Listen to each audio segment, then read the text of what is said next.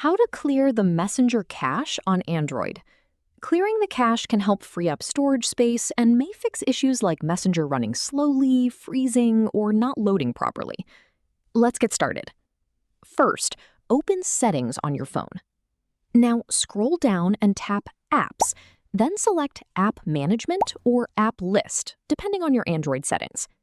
Here, find and select Messenger from the list of installed apps.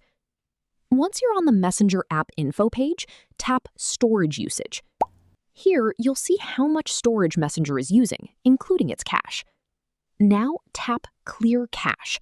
Make sure you select Clear Cache, not Clear Data, because clearing the data can remove the app's stored information and may require you to sign in again. That's it. The Messenger cache has now been cleared without uninstalling the app or deleting your Messenger account.